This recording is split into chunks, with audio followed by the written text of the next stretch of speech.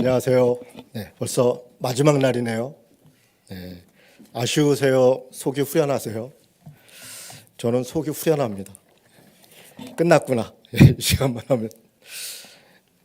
네, 오늘은 우리 권사님이 어제 제가 집회 끝나고 내려가는데 목사님 내일 미포를 꼭 가보세요. 그러시더라고요. 미포 다녀왔습니다. 송정에서부터 미포를 지나서요. 중앙역인가 거기까지 걸어서 아내랑 데이트하면서 잘 다녀왔습니다. 너무 아름답더라고요.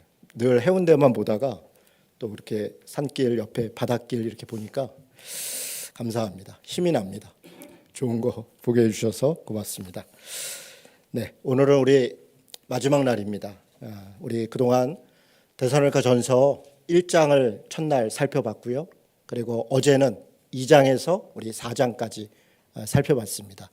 오늘은 4장 13절부터 마지막까지 살펴볼 예정입니다. 종말을 사는 신자와 공동체. 아마 종말 이렇게 나오니까 임 목사님께서 찬송을 다 종말과 관련된, 재림과 관련된 찬송을 고르신 것 같습니다. 네, 오늘 다 끝나고 나서 또 어제처럼 잘못 골랐다 그러실 것 같아요. 네. 네. 종말 그랬을 때 주님 재림이 언제 온다 이런 말씀 드리려는 건 아니고요. 데살로니가 전서에서 이야기하고 있는 종말의 시대, 종말의 때에 과연 신자는 어떻게 살아야 할 것인가, 또 공동체는 어떠해야 될 것인가, 그렇게 말씀하고 있는 내용을 좀 설명드리려고 합니다. 데살로니가 전서 내용들 뭐 이런 내용이 있다고 계속 말씀드렸고요. 데살로니가 전서는 각 장마다 종말, 강림을 이야기합니다. 1장 10절에 어떻게 끝나냐면요. 또 죽은 자들 가운데서 다시 살리신 그의 아들이 하늘로부터 강림하실 것을 너희가 어떻게 기다리는지를 말하니 이는 장래에 노하심에서 우리를 건지시는 예수시니라. 뭐 내용은 뭔지 잘 모르겠지만 강림이라는 단어가 귀에 들어오죠. 1장을 마무리하면서 예수님의 강림을 너희가 기다리고 있다. 예수께서 함께 하실 것이다. 이런 이야기로 1장이 마무리됩니다. 2장도 마찬가지입니다. 2장 19절에 보면 우리의 소망이고 기쁨이고 자랑이고 면류관이 무엇이냐? 그가 강림하실 때 우리 주 예수 앞에 너희가 아니냐? 이러면서 예수님이 재림할 때 바로 신자들이 데살로니가 교인들에게 지금 편지하고 있는 거잖아요. 바로 너희들이 나의 자랑이고 면류관이다. 그렇게 말하고 있습니다. 3장도 마찬가지입니다. 3장도 끝날 때 보니까 너희 마음을 굳건하게 해라. 우리 주 예수께서 그의 모든 성도와 함께 강림하실 때에 하나님 우리 아버지 앞에서 거룩함에 흠이 없게 하시기를 원하노라. 또 3장을 끝낼 때도 강림하실 때. 4장은요. 오늘 우리가 살펴볼 내용인데 13절부터 아예 강림할 때, 재림할 때 우리보다 먼저 죽은 사람은 어떻게 되는 겁니까? 그렇게 질문하고 그것에 대해서 대답하는 것으로 이야기를 시작합니다. 5장은 이렇게 얘기합니다. 형제들아, 때와 시기에 관하여는 너희에게 쓸 게 없다. 때와 시기에 관하여, 예수님의 재림의 때, 그 시기에 관하여는 쓸 말이 없다. 도둑같이 오실 거다. 그러니 염려하지 마라. 그러니 정신 차리고 살아라. 뭐 이런 이야기들로 재림과 강림에 대해서 이야기합니다. 여러분 왜 이렇게 5번이나 또 4장과 5장은 거의 한 장 분량되는 분량을 재림과 강림에 대해서 이야기를 하고 있는가? 첫날 말씀드린 것처럼 임박한 종말론 때문에 데살로니가 교회 안에 분란이 있습니다. 다툼이 있습니다. 때로는 그것 때문에 이런저런 미혹이 있고 그 미혹을 통해서 누군가 이익을 취하는 그런 자들도 있습니다. 예수님 금방 재림에 그러면서 무슨 얘기를 하느냐? 예수님 금방 재림하는데 뭐 일할 게 뭐가 있어? 뭐 쓸데없이 세상 일 하려고 신경 써. 그냥 우리 열심히 기도하고 하나님 앞에 열심히 믿음으로 살면 주님 재림하실 때 우리 들림받고 구원받으면 되는 것 아니야? 그러면서 우리가 살고 있는 일상의 삶을 무시합니다. 열심히 일하는 자들을 오히려 웃음거리로 여깁니다. 심지어는 우리 영혼이 다 구원받을 건데 육체가 무슨 상관이 있어? 쾌락주의에 빠집니다. 더러운 짓을 하고 음란하고 온갖 나쁜 짓을 하면서도 죄책감을 갖지 않습니다. 어차피 육체는 다 썩어질 것인데 그게 무슨 상관이야.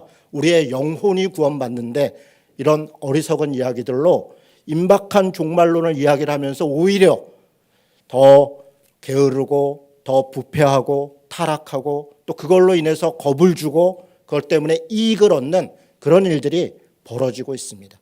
바로 그런 문제 때문에 데살로니가 전서는 각 장마다 주님이 재림하시는 것이 어떤 의미인가에 대하여 이야기하고 있습니다. 데살로니가 전서만 그런 게 아닙니다. 여러분, 데살로니가 후서에 가서도 또 똑같은 이야기를 합니다. 물론 여러 가지 몇 가지 더 추가된 설명들을 하지요.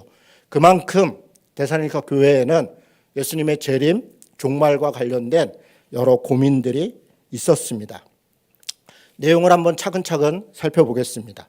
4장 13절에 보니까 이렇게 시작합니다. 형제들아, 자는 자들에 관하여는 너희가 알지 못함을 우리가 원하지 않는다. 이는 소망 없는 다른 사람과 같이 슬퍼하지 않게 하려 함이라.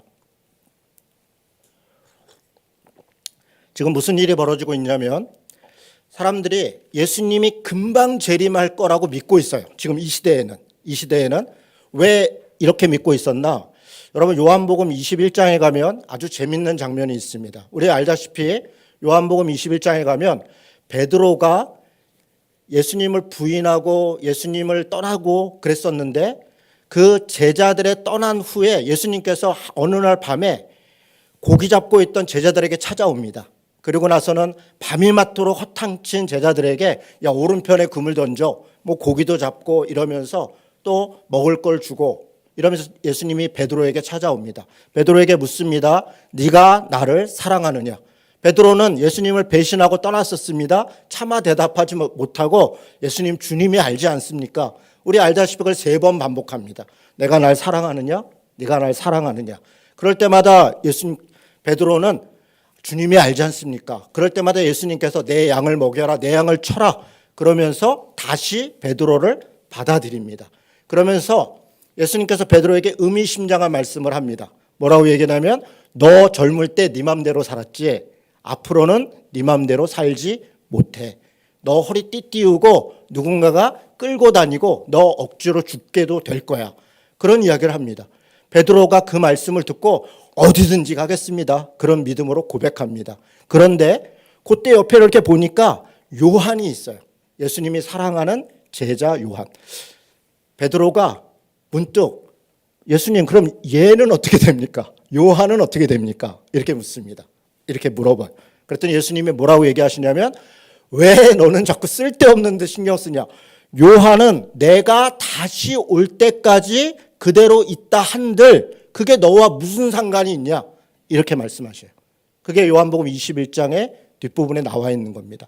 그러니 요한이 내가 다시 올 때까지 있든 혹은 다른 사역을 하든 그냥 너는 나를 따르라. 너는 네 사명을 감당하면 된다. 요한은 요한의 사명이 있다. 그렇게 말을 합니다. 그리고 나서 또 뭐 여러 가지 이야기가 있어요. 문제는 그 이야기가 구전이 됩니다. 옆에서 본 사람도 있고 들은 사람도 있고 한 다리 건너서 전해집니다. 어떻게 생각합니까? 아, 예수님이 요한이 죽기 전에 재림하신다 그랬대. 여러분, 뭐 그렇게 들을만 하죠? 예수님이 요한 죽기 전에 재림한다고 하셨대. 그렇다면 어느 정도예요? 금방 오신대. 한 세대가 가기 전에 분명히 예수님은 재림하실 거야. 왜냐하면 지금 제자들은 예수님께서 십자가에 달려 죽으시고 부활하시고 승천하신 것을 목격한 사람들이에요. 충격도 있고 물론 기쁨도 있고 감사도 있고 경외감도 있지만 예수께서 이 땅에 함께하고 있지 않다라고 하는 것에 대한 절망과 두려움이 있습니다. 더군다나 실제적인 고통이 있어요. 어제도 계속 말씀드린 것처럼 경제적인 어려움이 있고 정치적인 박해가 있고 신앙적인 갈등이 있고 많은 어려움과 미혹과 유혹이 있습니다. 그런 가운데 그들이 예수님의 재림을 기다립니다. 고통스러우니까, 고난이 있으니까, 어려움이 있으니까. 그런데 그들 안에 야, 예수님 금방 오신다 그랬잖아. 한 세대 가기 전에 오신다 그랬잖아. 그러면서 그것으로 서로 위로하고 격려합니다. 문제는 예수님이 금방 오시지 않는 거예요. 문제는 뭡니까? 같이 신앙생활하던 사람들이 가족 중에 부모님이 돌아가시기도 하고 누군가 박해를 받아 죽기도 하고 또 자녀 중에 사고가 나서 다치기도 하고 죽기도 하고 그런 일들이 벌어집니다. 궁금해집니다. 아니 그러면 예수님이 재림하시기 전에 죽은 사람들은 어떻게 되는 거야? 예수님이 재림하시면 우리가 다 예수님과 함께 한다고 했는데 예수님이 재림하시기 전에 죽은 사람들은 어떻게 되는 거야? 라고 궁금하기 시작했습니다. 그것 때문에 또 이런저런 해석이 있고 이런저런 미혹이 있고 갈등이 있습니다. 바로 그것을 묻는 거예요. 그것 때문에 근심합니다. 왜 안 그렇겠습니까? 자기 가족 중에 사랑했던 가족이 먼저 시름시름 앓다 죽기도 하고 사고로 죽기도 하고 이런저런 어려움들을 당하고 있는 거예요. 바로 그것에 대해서 대답하는 겁니다. 형제들아, 자는 자들에 관하여는 먼저 죽은 자들, 지금 자는 자들이라고 표현합니다. 죽은 자들을 죽은 게 아니다, 자는 것이다 라고 지금 표현하고 있어요. 너희가 알지 못하기를 원하지 않는다. 이는 소망 없는 다른 자들과 같이 절망하지 않게 하려 합니다. 이들은 죽은 자들은 어떻게 됩니까? 라고 얘기하니까 그들은 자는 자들이다.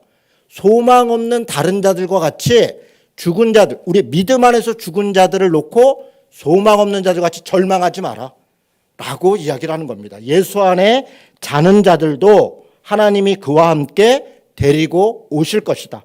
그리고 심지어 뭐라고 말씀하시냐면 우리 15절에 보면 우리가 주의 말씀으로 너희에게 이것을 말하노니 주께서 강림하실 때에 우리 살아남아 있는 자도 결단코 앞서지 못하리라. 누구보다요? 먼저 죽은 사람보다 앞서지 못할 것이다. 먼저 죽었다고 해서 끝이 아니라는 겁니다. 여러분 우리는 가족 중에 저도 이제 나이가 제 70년생입니다. 저희 부모님이 저희 어머니는 이제 80대 중반이시고요. 저희 장모님이 이제 80세가 오래 되셨습니다. 다 시름시름 하시죠. 한 어머님은 요양원에 계시고 또 한 어머니는 치매가 있으셔서 저희가 지금 같이 모시고 살고 있습니다. 저희 나이 때 되면 부모님들이 이제 아버지는 돌아가셨고 이제 부모님들 돌아가시는 것 마지막 삶의 여정을 마무리하는 거죠. 그런 과정에 답답할 때도 있고 속상할 때도 있고 안타까울 때도 있습니다. 그리고 원망이 들 때도 있지요. 불안도 있고 걱정도 있습니다. 그러나 지금 우리는 그래서 주님이 우리 가족이 먼저 죽거나 혹은 혹시 우리 자녀들 중에 어떤 일이 있을 때 굉장한 슬픔, 당연히 슬프죠. 가족이 아무리 100세를 살았든 죽음을 당하고 이별을 한다는 건 슬픈 것입니다. 그러나 그것이 우리는 끝났다, 죽지 않는 것이 좋은 것이다 라고 생각한다면 꼭 그렇지 않습니다. 제가 목사로서 좀 안타까운 것 중에 하나는 때로 요양원에 계신 우리 성도들의 가족을 신방을 갈 때 어떤 날은 하나님께서 어떻게 주시는 어떤 마음이 있어요. 이 어르신이 돌아가시겠구나. 혹은 어떤 가족 중에 지금이 거의 마지막 때겠구나. 이런 마음을 주실 때가 있습니다. 그걸 제가 어떻게 설명할지는 잘 모르겠어요. 그런데 그런 마음이 들 때가 있어요. 그러면 저는 가서 어떻게 기도해야 되냐면 하나님 이 영혼을 받아 주옵소서. 그리고 이 남은 가족들을 위로하시고 모든 장례와 모든 절차 가운데 평화를 주옵소서. 사실 그렇게 기도를 해야 되는데 가족들 중에 어떤 가족은 우리 어머니는 우리 아버지는 절대로 죽으면 안 돼요. 죽음 자체는 불행이고 절망이고 낙심이라고 생각하는 거예요. 그래서 목사님 우리 어머니가 건강하게 기도해 주세요. 다시 회복되게 기도해 주세요. 라고 얘기를 해요. 제가 볼 때 지금은 잘 보내드려야 되는데 마지막 말을 인사를 해야 하는데 그런데 어떤 가족은 제가 그렇게 권면할 때 아무개 집사님 또 혹은 아무개 성도님 안타깝지만 아버님이 혹은 어머님이 혹은 가족 중에 누구가 이제 보내드려야 될 것 같습니다.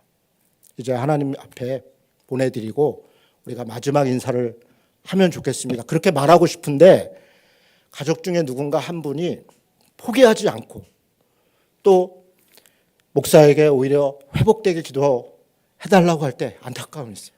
어떻게 해야 되나?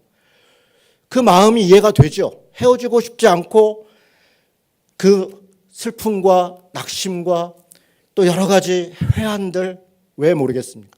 당연히 안타까움이 있죠. 그러나 그 생각 안에 죽으면 끝이다. 죽음은 나쁜 거다. 죽는 것으로서 그건 어떤 면에서는 저주받은 것이고 어떤 면에서는 심판받은 것이다 라는 생각이 우리 안에 있는 거예요. 그래서 우리 부모님이 혹은 우리 가족 중에 누군가가 죽는다는 것은 이거 하나님 어떻게 이럴 수가 있어요 라고 하는 원망이 우리 안에 있는 거예요. 근데 여러분 꼭 그렇지 않습니다. 어떤 경우는 죽음이 오히려 은혜일 수 있어요. 어떤 경우는 잘 보내드리는 것이 그게 그분을 위한 사랑일 수 있습니다. 헤어짐이 슬픔이 크지만 그러나 그것을 통해서 우리가 또 다른 소망을 가질 수도 있는 거예요. 우리 믿는 자들조차도 고난은 나쁜 것이고 병든 것은 꼭 안 좋은 것이고 장애가 있거나 가난하거나 힘든 일이 있는 것은 저주받은 것이다 라고 생각한다면 착각입니다. 그렇지 않아요. 성경의 가르침은 바로 그런 것들이 꼭 잘되고 복되고 크고 위대하고 강하고 부하고 이런 것들만이 하나님의 복이다. 그렇게 말하는 게 아닙니다. 병든 자에게 혹은 장애가 있는 자에게 예수님이 왜 저가 무슨 죄가 있어서 저 부모가 무슨 죄가 있어서 저가 무슨 저주를 받아서 저럴 수가 있습니까? 예수님이 누구 죄 때문에 그런 것이 아니다. 오히려 너희보다 훨씬 나을 수도 있다 라고 얘기합니다. 예수님의 말씀은 역설적이에요. 가난한 자, 그 시대에 가장 저주받은 자라고 이야기했어요. 당연히 그렇게 믿었습니다. 하나님은 위대한 분이고 하나님은 좋은 걸 창조한 분이고 하나님은 좋은 걸 주시는 분이니까 부자와 권력자와 힘 있는 자들이 하나님의 복을 받은 자들이다 생각했어요. 반대로 가난하고 장애가 있고 그런 분들은 오히려 하나님의 저주를 받은 것이다 라고 생각했어요. 그래서 그들이 이 땅에서 착취를 당하고 무시를 당하고 차별을 받는 것은 당연하다. 하나님의 저주를 받은 자들이니까 당연하다 생각했어요. 그래서 예수님 시대도 구약 시대에도 너무 역설적으로도 하나님의 복을 받았고 은혜를 받았다고 하는 사람들이 가난하고 소외된 사람들을 무시하고 차별하고 당연시 여기고 했다고요. 그런데 예수님은 그걸 뒤집어 엎습니다. 가난한 자가 복이 있다. 천국이 너희 것이다. 애통하고 눈물 흘리는 자가 저주받은 자가 아니라 오히려 하나님의 은혜가 함께하는 자다. 완전히 다른 이야기를 하세요. 그렇습니다. 예수를 믿고 신앙생활을 한다는 것은 우리가 인간적으로 보고 있는 오복을 받은 것이 복된 것이고 그렇지 않다. 이런 기준으로 그렇게 보고 있는 것이 전혀 아닙니다. 지금 대사님과 교인들이 먼저 죽은 사람들에 대해서 걱정을 합니다. 그 가족들은 어떻게 됐을까? 예, 걱정할 수 있죠. 그런데 예수님은 지금 뭐라고 얘기를 하시느냐? 사도 바울은 지금 뭐라고 얘기를 하느냐? 먼저 죽었다고 해서 불행한 게 아니다. 살아있다고 해서 복된 게 아니다. 죽은 자가 오히려 먼저일 수 있다. 죽고 사는 것이 중요한 게 아니다. 그렇게 말하는 거예요. 여러분 지금 제가 무슨 말씀 드리는지 이해가 되세요? 우리는 죽고 사는 것이 중요하다고요. 이 땅에서 부자가 되냐 가난하냐 힘이 있냐 힘이 없냐 권력이 있냐 권력이 없냐 그게 우리는 중요하다고요. 우리 자녀들에게 그걸 그렇게 요구한다고요. 우리 스스로도 그걸 기대한다고요. 예, 그럴 수 있죠. 이 땅에 사는 동안 기왕이면 잘 살고 기왕이면 건강하고 그게 좋은 것이죠. 그러나 그게 다가 아니라고요. 어쩌면 우리가 가지고 있는 돈이 권력이 어쩌면 그것 때문에 우리가 오히려 더 불행한 자일 수 있고 우리가 오히려 그것 때문에 오히려 더 하나님의 뜻을 모르는 자일 수 있다는 거예요. 그래서 죽은 자들에 대하여 자는 자들에 대하여 예수 안에 죽은 자들에 대하여 오히려 염려하지 마라. 그러면서 말씀하시는 거예요. 주님이 재림하실 때 그들은 오히려 주님과 함께 오실 것이다. 그리고 우리는 반드시 함께 만날 것이다. 그리고 우리가 함께 할 날이 있을 것이다. 그러니 걱정하지 마라. 그들을 걱정하지 말고 살아있는 우리가 어떻게 살아야 하는가를 걱정해라. 그 얘기를 하고 있는 거예요. 그러면서 4장 18절은 이렇게 마무리를 합니다. 그러므로 이런 말로 서로 위로해라. 여러분 이게 위로가 되십니까? 글쎄요. 지금 이분들에게는 저는 위로가 됐다고 생각해요. 걱정이 되잖아요. 먼저 죽은 어머니, 먼저 죽은 내 아들, 내 지인들, 정말 하나님 앞에, 말씀 앞에, 또 사람들 앞에 성실하고 정직하게 살고 애썼는데 병으로 죽고 사고로 죽고 이런저런 고통으로 먼저 죽은 사람들, 이 땅에서 사는 동안 정말 복이라고는, 인간적 복이라고는 누리지 못하고 고난과 고통과 무시와 차별을 받다가 그러나 말씀을 따라 살려고 애썼던 그 사람이 어떻게 됐을까? 그들이 이렇게 죽고 예수님조차도 모른다면 얼마나 억울하고 안타깝겠습니까? 불안하고 걱정이 됩니다. 우리도 혹시 주님의 재림이 늦어진다면 우리도 또 그렇게 고난만 당하고 헛된 삶을 사는 것은 아닐까 염려하고 두렵습니다. 그런데 지금 주님이 뭐라 그러세요? 걱정하지 마라. 걱정하지 마라. 주님이 재림하실 때 같이 오실 것이다. 같이 올 것이다. 너희들과 함께 만날 것이다. 그러니 염려하지 말고 서로 위로해라. 걱정하지 마라. 힘냅시다. 우리의 고난과 우리의 고통이 끝나는 것이 아닙니다. 먼저 죽었다고 해서, 고난을 받았다고 해서 저주받은 것도 아닙니다. 오히려 하나님의 은혜 가운데 있습니다. 이 말로 서로 위로해라. 이렇게 말하고 있는 겁니다. 여러분, 5장에 지금 때와 시기에 대해서 이야기하는 것은 이와 같이 하나님의 재림이나 죽은 자들에 대해서 위로하고 격려하고 이렇게 재림을 기다려야 된다, 너희 삶을 포기해야 된다, 이렇게 말하는 게 아니라 오히려 하나님 앞에서 살아있는 자가 어떻게 살아야 하는가를 바르게 말씀을 가르치지 않고 온갖 미혹과 유혹으로 그걸 통해서 돈과 이익과 각종 권력을 얻으려고 하는 자들 때문에 다시 예수님이 말합니다. 때와 시기에 관하여는 분명히 말한다. 주의 날이 도둑같이 이룰 줄을 너희가 안다. 도둑같이 이룬다는 게 뭐예요? 한마디로 얘기해서 모른다는 거예요. 도둑이 언제 올 줄 압니까? 도둑이 언제 올 줄 알아? 지금 이 시간에 목사님 목양실에 어떤 도둑이 들어와서 지금 털 게 없네. 없어. 네, 없어요. 있어요? 없을 것 같은데 오거나 말거나. 누가 올지 몰라요. 도둑같이 온다는 건 모른다는 거예요.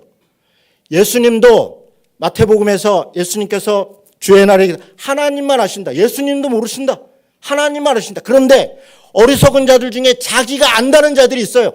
우리의 한국교회 또 세계교회 역사 속에 그동안 수도 없이 많은 사람들이 언제 오신다, 언제 오신다, 언제 오신다 수도 없이 어리석은 소리를 하고 그럴 때마다 틀릴 때마다 또 다른 변명을 하고 온갖 이야기를 해요. 문제는 그렇게 말한 사람들은 아무런 손해를 보지 않아요.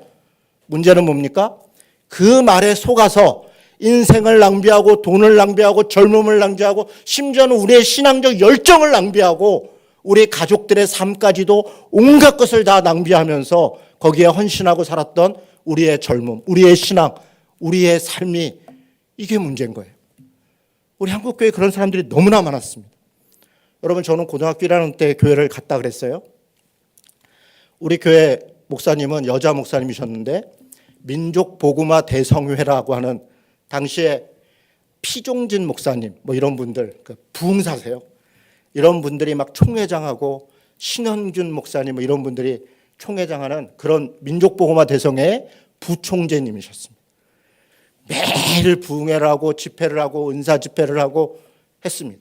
제가 예수님을 만난 다음에 은혜가 너무 커서 목사님이 부흥회 집회 갈 때마다 따라가요. 고등학교 3학년 때입니다. 북을 쳐요. 북을 이렇게 우리 부흥회 다 경험해 보셨잖아요. 이렇게 점잖게 안 하잖아요. 다 박자가 똑같잖아요. 그 느린 곡도 나 같은 죄 이렇게 불러야 되는 것도 나 같은 죄 똑같아. 다 똑같아. 다 똑같아. 제가 그 북을 쳤습니다. 북이 빠져 테이프를 감아서 치는 거예요. 삼각산에 산기도를 다니고 능력봉, 암행봉 올라가서 기도. 저보고요. 고등학생이 거기까지 올라왔다고 이거 크게 널 놈일세. 그때는 그랬습니다. 기도 나무를 뽑네. 뭘 하네. 열심히 했어요. 그런데 그 열심이 어디서부터 하나? 말씀에 대한 이해와 감동에서 온 게 아니라 영화를 보여줘요. 휴거. 예수님 고도셔. 저는 그걸 보고 고등학교 3학년 때 왜 그러고 다녔겠어요? 주님 곧 오시는데 내가 뭘 이러고 다녀. 신영규 목사님 우리 교회 집회로 오시는데 전단지를 제가 밤새 동네에다가 밤새 돌리고 새벽에 와갖고 새벽 기도하고 학교 갔어요. 학교 생활도 필요 없다. 나는 이제 주님이 곧 오실 테니까 한 사람이라도 더 복음을 전해야겠다. 열정으로 살았어요. 정말 열정으로 살았어요. 저는 그때 진짜 주님이 대학이고 뭐고 나는 금방 오실 줄 알았어요. 휴거, 퍼시콜레, 내가 본 천국. 혹시 그런 책 아세요? 천국 갔다 왔다는 거예요. 갔더니 뭐 이상한 사람이 지옥, 퍼시콜레 내가 본 천국. 제가 보고서 이야, 그렇지. 막 서달석에 666과 적그리스도와 666 이런 막 책들이 다 봤죠, 목사님? 목사님 다 봤잖아. 그죠? 우리 다 그랬다니까요. 가요 이런 거, 우리는 막 가요 테이프 붙다 막 불태워. 이런 세상적인 거를 제가 중고등부에서 행사를 했어요. 가요 테이프 다 가져와서 저는 이문세 그 4집 그리고 주찬양 1집을 한 번씩 들으면서 정말 이문세 너무 얼마나 좋아요. 옛사랑, 광화문 연가, 때로 사랑도 지겨울 때가 있다. 진짜 가슴이 뛰잖아요. 그런 노래를 들으면서 정말 그래. 근데 어느 날 사탄의 노래라는 거예요. 그렇지, 사탄의 노래지. 다 갖다 불 때. 왜요? 주님이 금방 재림하신다는데 저는 지금 다시 그 시대로 돌아간다면 목사님 멱살 잡을 것 같아요. 예, 재림에 대해서 말씀하시는 거 좋아요. 그렇죠.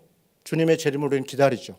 그러나 임박한 종말론을 우리에게 공포와 저주와 때로는 그것을 협박과 다 바치고 시간을 들이고 돈을 들이고 온갖 것을 다 들고 세상에 있는 것을 다 끊어버리고 결국은 이장님의 다미성교회 1992년도 12월 28일 날 예수님 재림한다고 텔레비가 생방송을 하고 온갖 사람들이 거기에 몰려다니고 우리가 그런 시대를 다 거쳐온 분들 아닙니까? 여기 다 역전의 용사들 여기 다 앉아 계신 것 아닙니까? 잘못된 종말론이 사람들의 단지 그래서 우리가 더 예수 잘 믿었잖아요. 잘 믿은 게 아니에요. 우리의 젊음과 우리의 시간과 우리의 돈과 우리의 순수한 마음과 또 우리 이웃과 사귈 수 있는 그 사랑의 시간들을 다 잃어버린 거예요. 저는 굉장히 안타깝습니다. 굉장히 안타깝습니다. 데살로니가 교회가 바로 그랬단 말이에요. 그래서 이미 2000년 전에 사도 바울이 그런 미혹과 유혹이 있는 곳에 때와 시기에 관하여는 하나님만이 아신다.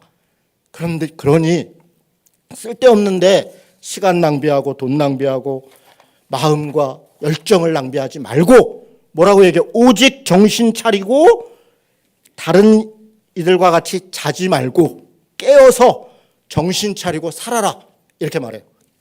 그럼 목사님 봐요. 자지 말고 깨어서 정신 차리고 살라 그랬잖아요. 그리고 열심히 믿음으로 살라는 거 아니에요? 아니에요. 아닙니다. 그럼 이게 무슨 말인가? 제가 정확하게 말씀드립니다.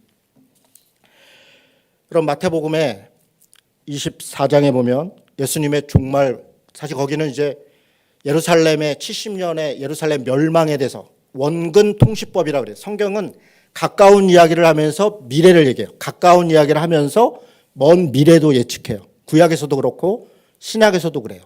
그러니까 마태복음 24장이나 누가복음의 13장이나 마가복음이나 이런 것들은 예루살렘의 멸망, 그러니까 이스라엘의 유대의 멸망을 이야기를 하면서 빗대서 주님 시대의 종말과 재림에 대해서도 함께 예고를 해요.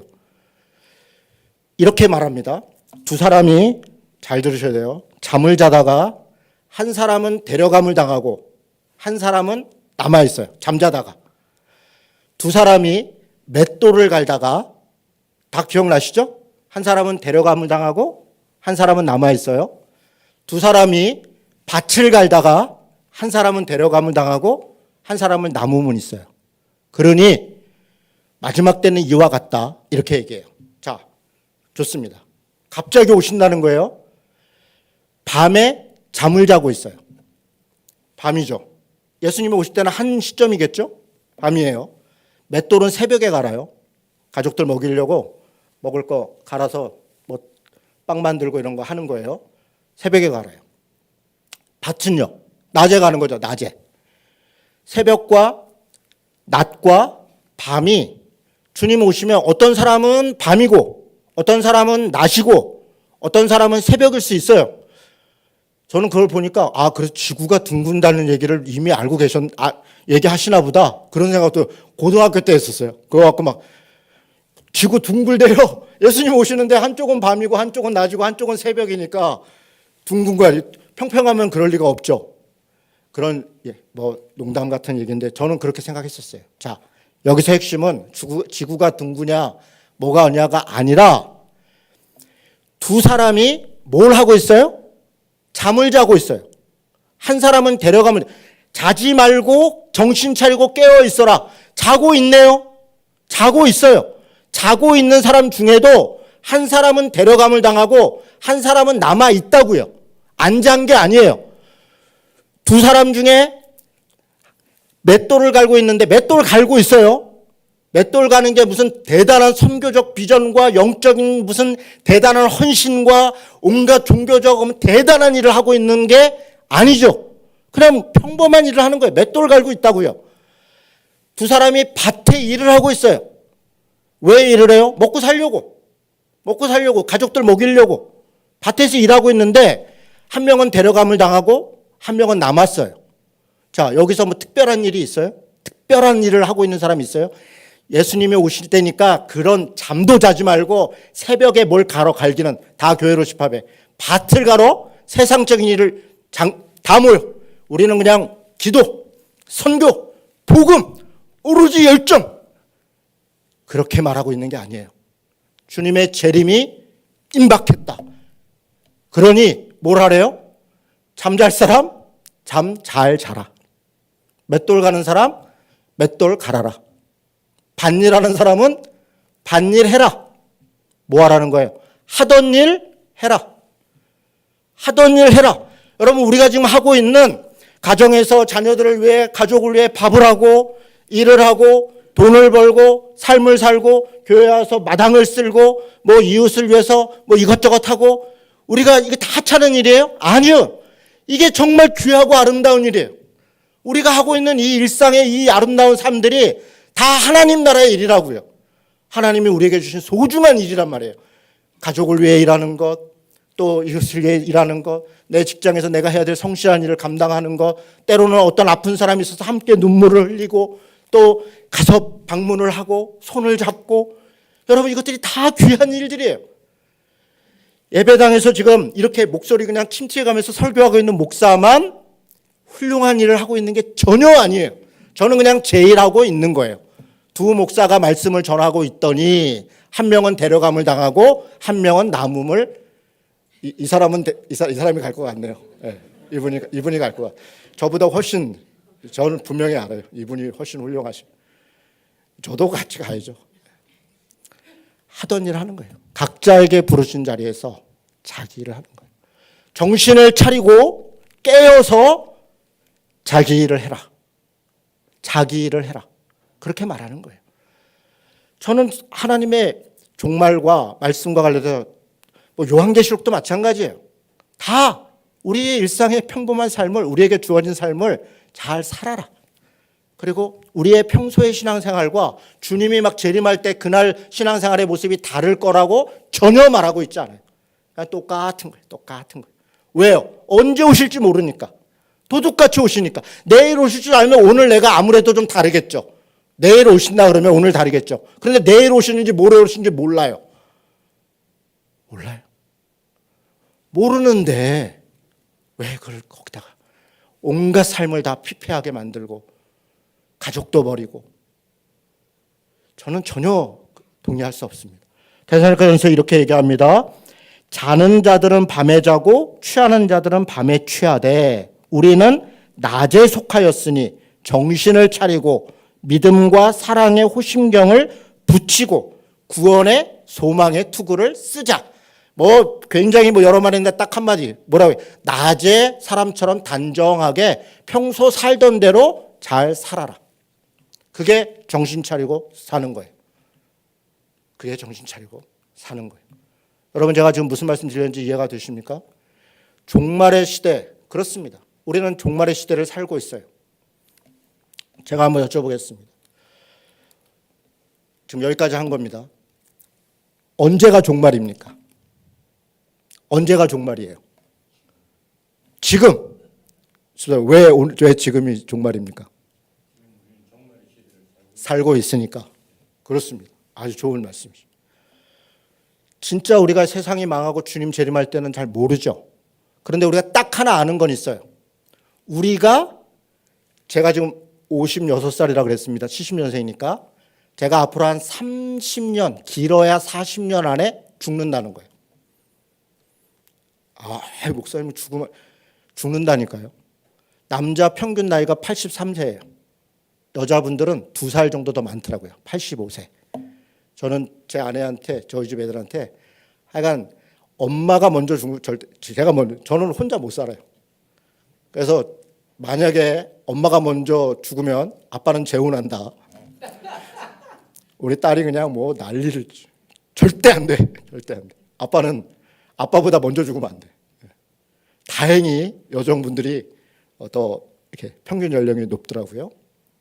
평균 연령으로 보면 저는 앞으로 30년 안에 죽습니다. 종말은 언제인가? 저한테는 30년 남았어요. 30년. 인류의 종말, 주님의 재림은 우리가 알 수 없지만 우리가 분명히 알 수 있는 것은 우리의 죽음이 하나님 앞에 가는 개인에게선 종말이에요. 결국 종말의 시대를 산다는 것은 인류가 멸망하고 주님이 언제 재림할 건가를 생각하며 사는 것 아니라 너무 거창해요. 내가 죽는 날이 얼마 남지 않았다는 걸 알고 그 죽음을 예비하고 정신 차리고 사는 거예요. 내가 영원히 사는 자처럼 어리석게 사는 게 아니라 주님이 언제 오실지 모르니까 내 마음대로 살다가 뭐 어떻게 그렇게 어리석게 살는 것이 아니라 나는 30년 안에 죽는다. 그러면 30년 동안 내 삶은 하나님 앞에서 사람 앞에서 내가 정하고 산다. 어떻게 살아요? 성실하고 정직하고 단정하고 품위 있게 저는 그렇게 살 거예요. 그렇게 살 겁니다. 제가 죽을 곳은 제가 정해요. 우리 부모님들은 우리 시대에는 우리 부모님 시대에는 요양원 가고 이러는 것을 마치 죽으러 간다 생각해서 우리 지금 참 부모님들께 요양원 오신다는 말을 잘 못해요. 형제들 중에 한 명만 반대해도 아주 걔는 효자 같고 나는 그냥 나쁜 놈 같고 그래요. 왜 그런 일이 벌어져요? 부모님이 스스로 내가 어디서 살고 어디서 죽는다는 말씀을 안 하셨기 때문에 그래요. 부모님이 말씀 안 하셨으니 자녀들 가운데 야 부모님은 이걸 원했을 거야 저걸 원했을 거야 하면서 그중에 이제 사실은 뭐 자기가 모시지도 않을 거면서 그냥 절대 안 돼 이런 제일 얄미운 또 가족이 있죠. 그것 때문에 또 뭐 서로 서운해서 싸우기도 하고 그래요. 저희 아이들한테는 그렇게 하지 않겠다. 저희 집 애들한테 얘기해요. 엄마 아빠는 요양원에서 죽을 거야. 왜 엄마 그렇게 우리 죽는 데는 우리가 정해. 내가 죽는 건 내가 정해. 너네가 정하는 게 아니야. 내가 정해. 그런데 내가 죽을 요양원을 난 더 좋게 만들 거야. 그래서 저는 꿈이 있습니다. 저는 2030년 11월에 은퇴합니다. 교회에 이미 다 얘기가 됐어요. 60살입니다. 저는 목사들이 60세에 은퇴했으면 좋겠어요. 65세, 70세는 말이 안 돼요. 요즘은 연령이 늘었다 그래서 막 80, 75세에 막 종신제. 여러분 70세 목사 은퇴를 할 때 당시에 남자 평균 수명이 72세였어요. 72세였다고. 그 말은 무슨 얘기냐? 당시에는 목회자들이 적고 그러니까 죽을 때까지 하라는 거였어요. 70세까지 그냥 죽을 때까지 하는. 그리고 2년 정도 남았으니까 원로로 해서 마지막 돌아가시기 전에 조금 대우해드리고 가셨던 거예요. 그런데 지금은 70에 은퇴해도 83세까지 산다니까요. 13년 동안 살려니까 나갈 때에 내가 더 살아야 돼. 욕심내고 교회도 부담되고 그러니까 지금은 후임을 가급적이면 나이 많은 사람을 또 뽑아요. 왜냐하면 원로 안 시키려고. 장로교법에는 20년을 해야 원로가 되거든요. 한 교회에서 20년을. 그러니까 20년 안 되게 70세에서 40대 뽑으면 원로 되잖아요. 그리고 55세 이상을 뽑아요. 15년 정도만 담임하시고 가게. 왜 이런 일들이 벌어지나?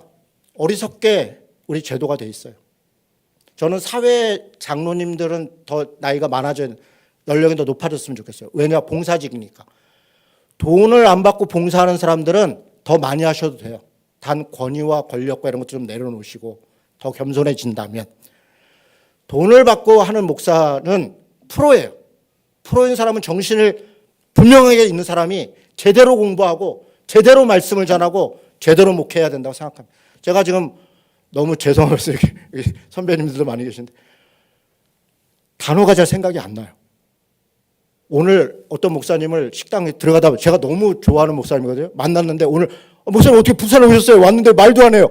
부산 청운교회가 생각이 안 나는 거예요. 저 부산 청운교 부산 그러니까 우리 옆에도 제 아내가 청운교회 순간으로 생각이 안 나더라고요. 제가 아주 영민한 사람인데 생각이 안 나더라고요. 그러니까 어느 순간 이게 퇴화돼요. 했던 말 또 하고 그래요. 좋지 않아요. 인격은 깊어졌고 사람에 대한 이해는 더 많아졌어요. 그러나 하나님의 말씀을 더 분명하고 시대에 맞게 잘 해석해서 필요하게 전하는 것은 또 다른 문제예요. 저는 60세에 은퇴하면 어떤 꿈이 있냐면 시골에 내려가요. 저 준비하고 있어요. 제 아내도 준비하고요. 가서 60세에 은퇴해서 그럼 젊잖아요. 시골에서는. 65세쯤에 이장이 됐으면 좋겠어요. 제가 그러면 꽤 이장하면 이장 수당도 나오고 저는 게을러서 농사는 잘 못 지니까 뭐 집도 좀 고쳐주고 뭐 중장비 제가 그 딸려 그래요. 가서 도와도 드리고 병원 가는 것도 도와드리고 이런저런 일. 또 목사는 어쨌든 공부한 사람이니까 지식이 거기서 이렇게 도울 수 있는 사람도 돕고 제 아내는 다문화 사회니까 한국어 가르치려고 한국어 강사 자격증도 땄어요. 가서 하려고. 그리고 무슨 꿈이 있냐? 그 마을을 시니어 마을을 만들어야겠다. 이미 뭐 시니어들이 다 살고 있지만 죽으러 어디 가는 게 아니라 여기 와서 살다가 같이 살다가 그리고 돌아가시면 또 같이 밥 먹고 어울리고 왕복하고 이렇게 같이 사는 거예요. 저는 그렇게 살고 싶어요. 내가 죽을 곳을 내가 정하고 싶어요. 물론 많이 아프고 병원에 가야 되면 할 수 없겠죠. 그것을 위해서 필요한 것들을 요양원이라는 시설 안에서만 뭐 저는 거기서 생활하다 죽을 수 있다고 생각해요. 그러나 할 수 있으면 내가 건강할 때 더 좋은 환경을 만들어서 더 많은 사람들이 함께 마지막까지 즐겁게 함께 사람답게 서로 웃으면서 살다가 또 기력이 닿으면 또 저는 그런 마을을 만들고 싶어요. 저는 마지막 꿈이 그거예요. 정신을 차리고 살라는 건 그런 거예요. 자기 삶을 30년 남았다. 그러면 어떻게 되겠지가 아니라 이제 나의 종말을 준비하는 거예요. 나의 종말을. 그래서 내 재산은 어떻게 할 것이다. 우리 아이들에게는 할 얘기 딱딱하고 장기나 뭐 이런 것도 기증할 것 있으면 딱딱 기증하고 뭐 연명치료 안 할 것 있으면 딱 하고 깔끔하게 정리 딱딱 해놔야 아이들이 헷갈리지 않잖아요. 제가 갑자기 막 아픈데 이걸 연명치료를 해야 돼 말아야 돼 아버지 뜻이 뭐야 막 다 정리해놔. 정리 다 해놔요. 저희 집 애들한테 다 얘기해놨어요. 아빠 비석에는 이렇게 써놔라. 얘기해놨어요. 네. 저는 제 비석 이름도 비석에 쓸 이름도 딱 해놨습니다. 아이들한테 다 얘기를 해놨어요. 우리 집에 재산이 얼마인데 이거 이만큼 너한테 줄 거다. 너네들은 셋이 저희 집에 셋이거든요. 너네 셋이서 한 달에 200만 원을 엄마 아빠한테 줘야 된다. 죽을 때까지. 그게 자녀로서의 의무다. 그렇게 처음에 우리 딸내미가 100만 원이라고 그랬나요? 100만 원이네. 100만 원. 우리 또 연금 받고 이런 게 있으니까 100만 원. 그랬더니 아빠 혼자 100만 원 어떻게 셋이 셋이는 할 수 있네? 이러더라고요. 그렇습니다. 정확하게 얘기 다 해놨어요.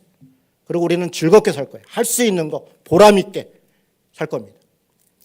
종말을 준비한다는 건 저는 그런 거라고 생각해요. 내 삶을 내가 사는 거예요. 누구에게 끌려다니는 게 아니라 어쩔 수 없이 살아가는 게 아니라 물론 가족을 부양하고 삶을 살고 내가 살고 싶은 대로 살지 못하는 삶이 많이 있어요. 우리도 그렇게 살아왔죠. 그러나 혹시 내가 할 일 다 했고 어느 정도 자녀가 다 컸다면 이제는 내 삶을 내가 결정하고 사는 거예요. 나는 아이들한테는 줄 건 요만큼 딱딱 주고 내 할 일 이거 보람 있는 일 이렇게 살겠다 하던 삶을 살고, 저는 그게 종말을 준비하는 신자의 삶이다. 거기에 나의 유익과 나의 행복만이 아니라 주님의 복음을 위해, 이웃의 행복과 사랑을 위해 내가 있는 것들, 하나님이 내게 주셨던 은혜들을 나눌 수 있다면 얼마나 아름답고 감사하겠습니까? 저는 마지막까지 그렇게 살다가 그렇게 아름답게 죽었으면 좋겠다, 그렇게 생각합니다. 제 묘비명에 아이들한테 이렇게 써달라 그랬어요. 하나님의 사람 이진호. 이렇게 하나님의 사람 이진호. 목사 뭐 이런 거 다 빼고 하나님의 사람 이진호. 저는 우리 아이들이 저에 대해서 기억할 때 우리 아빠는 하나님의 사람이었다, 그렇게 기억해 줄 수 있으면 제일 좋을 것 같아요. 그리고 거기에 부끄럽지 않게 살고 싶어요. 그래서 그런 묘비명을 두고 그렇게 목표를 갖고 살려고 합니다. 여러분, 이 5장 끄트머리는 이렇게 끝나요. 그러므로 피차 권면해라. 서로 덕을 세우기를 너희가 하는 것 같이 해라. 지금 종말에 대해서 말하고 정신 차리고 깔끔하고 정말 사람답게 최선을 다해서 성실하게 살아라. 그게 종말을 사는 거다라고 하면서 그것으로 서로 권면해라. 서로 권면해라. 그리고 각자의 삶으로 서로에게 덕이 되어라. 이렇게 말하고 있어요. 그럼 이제 한 걸음 더 나가서 5장 12절부터는 서로 권면하고 덕을 세우는 삶이 무엇인가를 이제 조금 더 설명을 해요. 오늘 그 부분을 하려고 합니다. 오늘 8시 10분에 마칩니다. 제가 8시 50분에 기차예요. 그래서 10분에 맞춰야 여러분하고 인사를 마지막에, 그냥 제가 막 후다닥 가면 저도 좀 아쉬울 것 같아서요. 인사하고 가려고요. 그래서 8시 30분에 그래서 갈 예정이니까요. 어제 집회 끝나고 같이 이런저런 얘기 좀 나눴으면 좋았는데 좀 아쉽더라고요. 그냥 인사라도 이렇게 멀리까지 불러주시고 또 했는데 잘하고 갔으면 좋겠습니다. 자, 뭘 권면하고 무슨 덕을 세우는가, 이렇게 얘기합니다. 형제들아, 12절입니다. 5장 12절. 우리가 너희에게 구하노니 너희 가운데서 수고하고 주 안에서 너희를 다스리며 권하는 자들을 너희가 알고. 지금 서로 권면하고 덕을 세워라 그러면서 첫 번째 말을 뭐라고 얘기하냐면, 일단 저는 형제들아, 저는 이 말이 참 너무 감사해요. 지금 사도 바울이 데살로니가 교회에 편지를 하는 거예요. 그런데 뭐라고 얘기하냐면 나의 제자들아, 혹은 뭐 하나님의 누구야 이렇게 말하는 게 아니라 형제들아는 뭐냐면 나의 형제들아, 나도 너의 형제이고 당신도 나의 형제라는 거예요. 사도다, 무슨 목사다, 장로다, 그건 직분일 뿐이에요. 역할일 뿐이에요. 역할. 그건 자기가 하는 역할이에요. 우리는 그냥 다 형제예요. 형제. 오빠, 형, 누나, 이모, 삼촌. 그렇습니다. 형이죠. 제가 형입니다. 저보다 형 아니에요. 제가 형이에요. 형이에요. 형제들아. 저는 이게 너무 좋아요. 사도 바울뿐 아니라 성경의 가르침이에요. 개신교의 가르침은 사제가 없어요. 제사장이 없어요. 특별한 사람이 없어요. 다 우리는 형제예요. 다 우리는 하나님 앞에 부족한 죄인이고 또 하나님의 의롭다 칭함을 받은 은혜를 받은 사람이고 다 형제예요. 사도 바울이 그렇게 말해요. 형제들아. 그렇게 말해요. 이걸 전제로, 그런데 너희에게 구하노니 너희 가운데 수고하는 사람이 있다. 다스리는 사람이 있다. 권하는 사람이 있다. 일단 수고한다는 건 일한다는 거예요. 노동한다는 거예요. 공동체를 위해 수고하고 애쓰는 사람이 있어요. 다스리는 사람이 있어요. 다스린다는 건 권력을 행사하고 폭력을 행사하고 명령하는 게 아니라 보호하고 돌보는 거예요. 마치 하나님께서 사람을 부르시고 하나님이 창조하시는 것을 보존하고 관리해라. 하나님이 세상을 만드신 걸 하나님의 마음으로 잘 보존하고 잘 관리하고 잘 발전시켜라. 그렇게 하나님께서 하나님의 일을 맡긴 사람이 있어요. 수고하고 애쓰는 거예요. 보호하고 돌보는 사람을 알고 그리고 권하는 거예요. 이렇게 해서는 안 됩니다. 하나님의 말씀 이렇게 하십시다 라고 가르치는 것을 책임 맡은 사람이 있어요. 그런 사람들을 알고 안다는 건 이것도 리스펙이에요. 존중하고 존경하고. 제가 이 말을 할 때 좀 부끄럽습니다. 특별히 요즘 권위주의는 팽배하고 권위는 무너진 시대예요. 누가 이렇게 만들었습니까? 목사들이요. 가르치는 자들이요. 지도자들이요. 말도 안 되는 정치적 지도자든 사회적 지도자든 경제적 지도자든 심지어는 종교적인 지도자들이든 권위주의를 내세우고 자기의 권력을 내세우고 오히려 섬기는 자의 신분을 마른 종이라고 하면서 종님으로 불리기를 원하고 어리석은 거죠. 그런 시대에 권위를 얘기한다는 게 참 부끄럽고 죄송해요. 그러나 분명한 건 권위주의는 잘못됐으나 권위는 인정돼야 된다. 역할은 인정돼야 되고 그가 하고 있는 것은 존중받아야 된다. 데살로니가서 2장에서 얘기한 것처럼 하나님의 말씀을 전할 때 하나님의 말씀으로 받고 그런데 전제가 있잖아요. 아첨의 말이나 탐심이나 더러운 것으로 하지 않고 유모와 같이 아버지와 같이 정말 그런 마음으로 수고하고 다스리고 권하고 한다면 존중해야 돼요. 존중이 없으면 질서가 없어요. 질서가 없으면 안 돼요. 무너져요. 질서는 있어야 해요.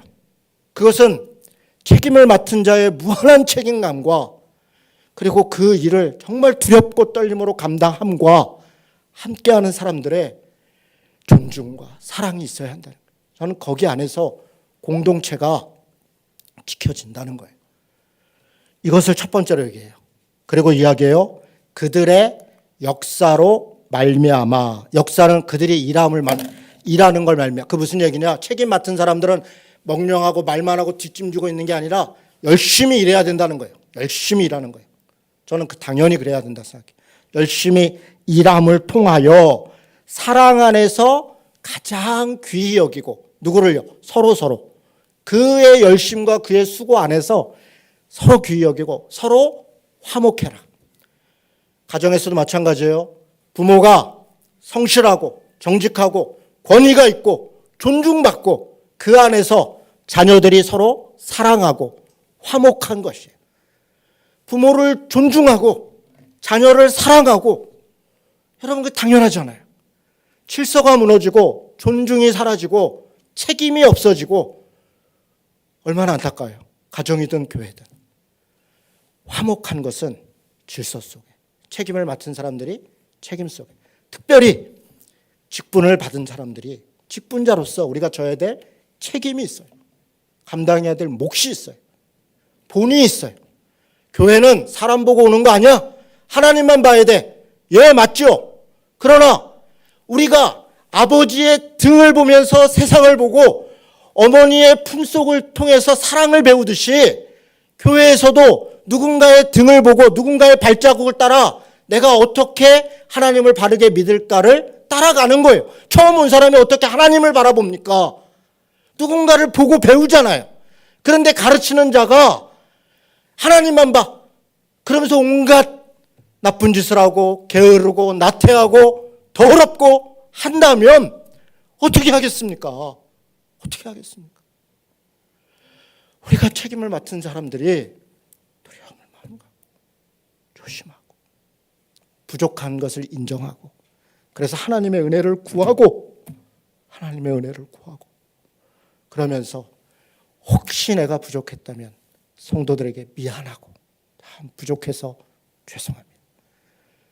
그럴 때 내가 이렇게 부족하지만 하나님은 예수님은 더 큰 은혜로 우리를 인도하시니 너무 실망하지 마시고 믿음으로 하십시다. 이렇게 말할 때 그럴 때 우리가 또 서로에 대한 미안함과 배움이 있지 않겠습니까? 그렇습니다.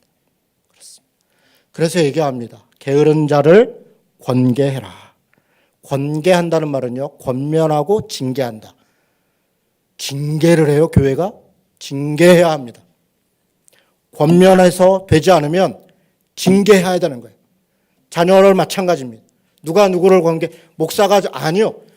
정확한 절차와 내용을 가지고 억울함이 없이 하나님의 말씀의 교리와 성경의 가르침의 윤리를 따라 목사라도, 여러분 저는 제가 섬겼던 교회에서 징계를 받았어요. 정직 3개월.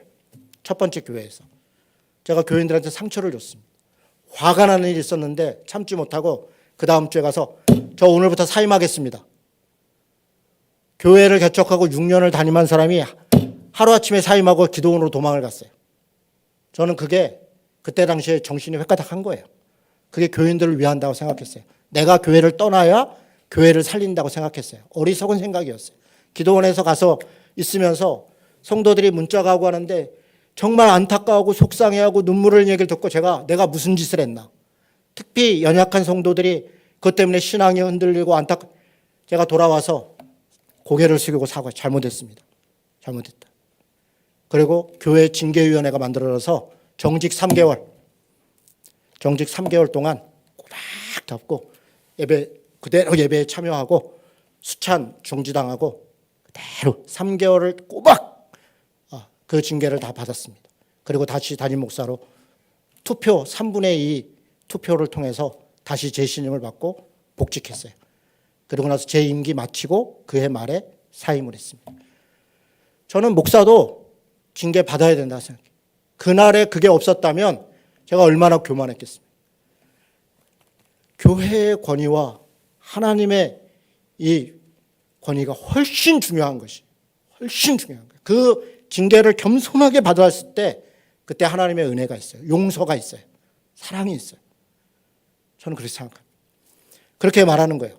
게으른 자는 누구냐? 이 아탁토스인데 이 탁토스라는 말이 규모 있다라는 말이에요. 규모 있다. 헬라어로. 아는 부정입니다. 규모 없는 자. 게으르다는 건 그냥 게으르다는 게 아니라 규모 없이. 데살로니가 후서 3장에는 일은 안 하고 일만 만드는 자들. 이렇게 표현하고 있어요. 일은 안 하고 일만 만드는 자들. 아니, 일을 안 하고 일만 만드는 자도 무섭지만 일을 하면서 일만 만드는 자들. 내가 일하니까 너희도 그냥 돈 내니까 이렇게. 하여간 돈 내는 사람이 제일 무섭죠. 일 열심히 하는 사람이 제일 무서워요. 하니까 뭐 말도 못하고. 할수록 돈을 낼수록 더 조심해야 돼요. 내 의견을 더 주장하면 안 돼요. 우리 나이가 들수록 돈은 내고 말은 줄이고 그러잖아요. 그렇습니다. 저는 교회도 그렇다. 규모 없이 사는 자들은 권면하고 징계해라. 마음이 약한 자는 격려해라. 교회에 그런 사람들이 있어요. 마음이 약해요. 다 강한 게 아니에요. 담대한 게 아니에요. 두려운 사람이 있고 걱정 있는 사람이 있고 염려가 있는 사람이 있어요. 불안한 사람이 있어요. 힘내자. 같이 하자. 해보자. 말만 하는 게 아니라 내가 함께 할게. 내가 도와줄게. 그래. 같이 해보자. 권유하고. 힘이 없는 사람들은 붙들어주고 모든 사람에 대해서 오래 참고 최대한 참고 권면과 징계하지만 참고 기다리고 권면하고. 이게 여러분 공동체를 지키는 종말의 시대를 사는 공동체의 모습입니다.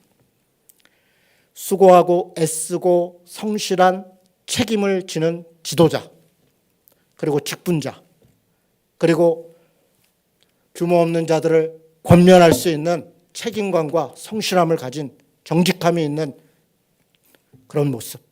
힘이 없는 사람들을 붙들어주고 두려워하고 염려하는 사람들을 격려하고 또 조금 늦고 힘이 없는 사람들을 기다려주고 바로 그런 사람들. 그럴 때 항상 선을 행해라. 여러분이 여기 화장실에도 가니까 항상 기뻐하라, 쉬지 말고 기도하라, 범사에 감사하라. 이는 그리스도 안에서 너희를 향하신 하나님의 뜻이다. 맞죠? 여기 그 말씀이죠. 한 가지 빠진 게 있어요. 15절 끝에 뭐라고 돼 있냐? 15절은 삼가 누가 누구든지 악으로 악을 갚지 말고 서로 대하든지 모든 사람을 대하든지 항상 선을 따르라. 여기서부터 시작이에요. 왜 항상 기뻐해야 합니까? 왜 쉬지 않고 기도해야 합니까? 왜 범사에 감사해야 됩니까? 항상 기뻐하고 쉬지 말고 기도하고 범사에 감사하면 너한테 이만큼 복을 줘. 우리는 다 내복. 아니요. 왜 항상 기뻐해야 되냐? 항상 선을 따르기 위하여. 이게 목적이에요. 목적이 있잖아요. 항상 선을 따르려니까 선을 행할 때 기쁨으로 해라. 기쁨으로 해라. 그 일을 하는데 얼마나 지치고 힘들고 쉬지 말고 기도해라. 하나님의 은혜를 구해라. 그리고 잘 됐든 안 됐든 범사에 감사해라. 뭐 때문에요? 선을 행하기 위하여. 이게 목적이에요. 그러니까 항상 기뻐하라 여기서부터가 아니라 항상 선을 행해라. 항상 기뻐해라. 쉬지 말고 기도해라. 범사에 감사하라. 이것이 그리스도 안에서 종말의 시대를 사는 우리를 향하신 하나님의 뜻이니라. 아멘. 그렇습니다. 우리 30년, 40년 앞으로 남아있는 동안 항상 선을 행합시다. 그러면서 항상 기뻐합시다. 쉬지 말고 기도합시다. 범사에 감사합시다. 주님의 뜻을 이룹시다. 종말을 사는 우리 신자의 삶이고 공동체의 삶입니다. 말씀을 마치겠습니다. 1분 남았는데 제 아내가 10분에 끝낸다든지 언제 끝낼라 그러나 지금 이제 걱정이 태산이죠. 금방 끝납니다. 저 시계 4분 늦어요. 진짜요? 아직 4분 있구나. 4분이 지났어요. 지났어요? 왜 그렇게 해놨어요? 우리 교회는 5분을 이렇게 빨리 해놨어요. 손이 안 닿아요. 그랬구나. 그래서 쳐다봤구나. 저는 사실 저희 지금 9분이거든요. 죄송합니다. 이거는 다 임병렬 목사님의 잘못입니다. 저한테 4분 저 빠르다고 얘기를 안 해주셨어요. 제가 마무리를 하겠습니다. 제가 급히 그게 아니라 인사하고 싶어서요. 마무리하겠습니다. 종말 때와 시기는 하나님만 아십니다. 쓸데없는 소리 하는 사람들이 있으면 웃고 헛소리 하지 마. 끝. 아무리 능력 있고 무슨 교수고 박사고 무슨 신묘망측하고 40일을 금식하고 무슨 뭘 받았고 다 필요 없어. 그냥 헛소리. 헛소리 하지 마. 헛소리 하는 사람은 그냥 헛소리 하지 마. 그러고 끝내. 무시해버려야 돼. 그거 들을 게 있나 보다. 전혀. 다 쓸데없는 소리예요. 쓸데없는 소리 그냥 쓸데없는 소리 하지 마. 끝나. 오직 깨어 정신 차리고 서로 권면하고 서로 덕을 세우고 지도자 존중하고 서로 화목하고 공동체가 서로 권면하고 위로하고 손 내밀고 마지막으로 선을 행하고 기뻐하고 기도하고 범사에 감사하고 종말을 사는 우리의 모습입니다. 이 말씀 읽고 마치겠습니다. 시작. 평강의 하나님이 친히 너희를 온전히 거룩하게 하시고 또 너희의 온 영과 혼과 몸이 우리 주 예수 그리스도께서 강림하실 때 흠없게 보존하시기를 원하노라. 아멘. 아멘. 우리 찬송 한 장하고 기도하고 마치겠습니다. 430장 찬송 반주 한번 해주시겠습니까? 사실 제가 제일 좋아하는 찬송 중 하나인데요. 일보 한 걸음입니다. 제 호입니다. 일보 한 걸음씩 가자. 한 걸음입니다. 존경하는 옥하는 목사님이 은보여서 저는 일보로 했습니다. 주와 같이 길 가는 것 찬송하고 기도합시다. 주와 같이 길 가는